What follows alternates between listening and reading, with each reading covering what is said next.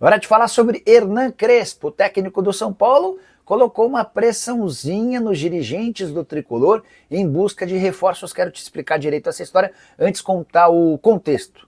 O São Paulo perdeu para o Cruzeiro por 1-0 na noite desse sábado no Mineirão, fazendo bom jogo. O Tricolor foi bem melhor que o Cruzeiro no primeiro tempo. Na etapa final, o Cruzeiro numa cobrança de falta do Matheus Pereira e no lance de sorte, a bola desvia e a Raposa acabou vencendo o São Paulo. A atuação foi boa, tá longe de ser considerada ruim. Mas na entrevista coletiva, quando perguntado sobre contratações, e o São Paulo tem apenas até terça-feira para registrar novos atletas, o Hernan Crespo pegou o celular, foi buscar notificações e disse que ainda não havia sido avisado de qualquer ligação da diretoria, o que ele espera que aconteça até terça-feira. A grande preocupação no São Paulo se dá por conta da falta de centroavantes. O Tricolor perdeu 3 por conta de problemas no joelho, o Caleri, o Rian Francisco e mais recentemente o André Silva. O Dineno até chegou a ser utilizado no jogo contra o Cruzeiro, participou dos 12 minutos finais, pouco para fazer uma avaliação, embora tenha gostado daquilo que eu vi. O Crespo parece ter alguma diferença com o Dineno e não o utiliza como se imagina. O Tricolor fez alguns movimentos nos últimos dias, especialmente com Marcelo Rian, centroavante que joga no futebol japonês, e Pedro Rocha, atacante que atua no Remo. Nenhuma dessas duas negociações avançou pela falta de dinheiro, mas é provável que pela necessidade o São Paulo coloque a mão no bolso para trazer pelo menos um camisa 9 até a próxima terça-feira. Assim que pintar qualquer coisa a esse respeito a gente volta para informar, beleza? Hora de falar sobre Luiz Gustavo, o volante do São Paulo voltará a jogar? Antes de responder, só para lembrar um pouquinho da situação do Luiz, no mês de abril, às vésperas de um jogo de Libertadores da América, ele começou a passar mal, foi levado para o hospital e constatou-se uma embolia pulmonar, situação extremamente grave. Ele precisou ficar internado por um tempo e tomou por 3 meses um medicamento que o impedia de fazer atividades físicas. Muita gente até dentro do São Paulo considerava a possibilidade de o Luiz Gustavo não mais jogar futebol, até por conta dos 37 anos de idade. Não é esse o caso. Ele voltou a fazer atividades físicas no segundo semestre e conversei com o seu empresário Tite. O Tite afirmou que a expectativa é de que o Luiz Gustavo volte a ser relacionado para partidas do São Paulo no mês de setembro. Inclusive, o planejamento do jogador é para estar à disposição do técnico Hernan Crespo para as 2 partidas de quartas de final da Libertadores da América contra a LDU, jogo de ida na altitude de Quito, jogo da volta no Morumbis. Só para completar sobre o São Paulo, registrar que o time tem todos os problemas que você possa imaginar para o confronto contra o Cruzeiro nesse final de semana. Não jogam o Luiz Gustavo, o Lucas Moura, Oscar, Arboleda, Caleri, Rian Francisco, Marcos Antônio e André Silva machucados. O Alisson é dúvida, voltando de contusão, e o Enzo está suspenso. Hernan Crespo com muitos problemas para montar o time tricolor.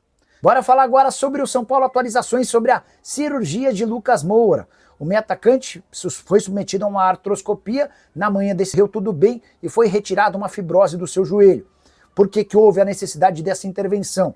O Lucas reclamava de dores no joelho e o departamento médico do São Paulo não conseguia entender os motivos das dores. Por conta dessa artroscopia foi possível perceber a presença de fibrose que foi retirada e deve causar alívio no dia a dia do Lucas. Atleta que recentemente já havia sido submetido a uma outra intervenção, uma espécie de injeção que serve para trazer menos dores. O prazo de volta do Lucas Moura segue sendo o mesmo, apesar dessa intervenção cirúrgica desse sábado. Ele está sendo preparado para jogar contra a LDU nas 2 partidas de ida e volta das quartas de final da Libertadores. Já havia contado para vocês na manhã desse sábado, diante da LDU. Hora de fechar o vídeo para falar sobre Pedro Rocha, o atacante que é artilheiro da Série B do Campeonato Brasileiro, está na mira do São Paulo. O Tricolor não conseguiu avançar em relação a Marcelo Rian, centroavante brasileiro que joga no time japonês. Contei para vocês sobre essa dificuldade no vídeo no início da tarde dessa sexta-feira. Até por isso, o Tricolor continua buscando alternativas. Se pintou o nome do Pedro Rocha. Vocês lembram dele? Jogador que já passou por vários clubes grandes, hoje com 30 anos de idade, defende o Remo, um dos times que lutam pelo acesso na Série B do Brasileiro. Os números do Pedro Rocha na Série B são ótimos, 21 partidas, 10 gols e 3 assistências na temporada, 33 jogos, 14 gols e 4 assistências. Ele está no Remo desde o início do ano e foi contratado pelo Marcos Braz. Chance de o negócio acontecer entre São Paulo e Remo é pequena. Isso porque o Tricolor se espantou com as cifras envolvidas. Primeiro, se surpreendeu a descobrir que o Pedro Rocha ganha no Remo R$ 400 mil por mês. Depois, porque Marcos Braz, que é o homem forte do futebol do Remo, quer entre 2 e 3 milhões de reais para liberar o atleta, sob a alegação de que o Pedro Rocha é hoje o principal jogador do time. Contrato só até dezembro. Se o São Paulo quiser assinar um pré-contrato para a próxima temporada, beleza, mas se quiser o jogador por agora, e essa é a emergência do São Paulo, precisaria desembolsar essa grana que o São Paulo não tem. Hoje a maior possibilidade em relação ao Pedro Rocha é ir para os Emirados Árabes Unidos. Esse time dos Emirados topa bancar a pedida do Remo e agora tenta negociar um acerto com o Pedro Rocha, que pede um caminhão de dinheiro para voltar a jogar no exterior. Em relação ao São Paulo, sem Pedro Rocha e sem Marcelo Rian, o Tricolor vai ter de buscar outras alternativas ou então vai precisar pagar esses 2 a 3 milhões para o Remo ou uma compensação financeira para o FC Tóquio, clube que está com o Marcelo Rian até dezembro por empréstimo. Prometo que qualquer novidade em relação ao centroavante do São Paulo eu volto para contar para vocês, beleza? Não esqueçam de deixar like, de se inscrever no canal. Bora fechar o vídeo para falar sobre o São Paulo. Evangelos Marinax enfim admitiu de forma pública que negocia com o São Paulo e que pode se tornar sócio do clube nas categorias de base. Em entrevista à TNT Esportes ele disse, abre aspas, nós temos examinado vários clubes no Brasil. O que eu gostaria de fazer é ter uma participação nas categorias de base, nos jovens talentos. Estamos buscando unir forças com uma das maiores categorias de base do Brasil, com o São Paulo. Nós tivemos sérias discussões e negociações. O Brasil é um país que eu amo e eu realmente valorizo o talento e o espírito, e o futebol representa a vida. O repórter ainda pergunta, mas Marinax, quando você fala em São Paulo, você se refere à cidade ou ao time de futebol? E a resposta, abre aspas, nós estamos interessados na categoria de base do São Paulo. Tivemos conversas em São Paulo. Também vimos um grande jogo no Maracanã com a nossa equipe juvenil no ano passado. Ele se refere à final do Mundial Sub-20, em que o Olympiacos, a equipe dele, perdeu para o Flamengo e ficou vice-campeã. Aí o Marinax completa, como eu disse, eu não posso dar muitos detalhes agora, mas o Brasil é um país que nós queremos investir. Cheguei a dizer para vocês com exclusividade que o São Paulo votaria nessa quinta-feira a aprovação do plano, de um fundo que vai ser criado e vai poder receber até 350 milhões de reais. Esse fundo vai contar com aportes da Galápagos e também de Evangelos Marinax, e com o dinheiro São Paulo pretende fazer de Cotia a maior categoria de base do futebol brasileiro, revelando atletas de toda a América do Sul. E você, o que pensa sobre o tema? Não esquece de usar o espaço para comentário, deixar like, se inscrever no canal. Quero falar agora sobre o São Paulo, segunda-feira para lá de agitada. Primeiro, com a notícia de que o Tricolor sofreu um transfer ban na FIFA, ou seja, estaria impedido de inscrever atletas nas 3 próximas janelas de transferência por conta de uma dívida de 300 mil dólares com o Cerro Porteño, pela compra de Bobadilla.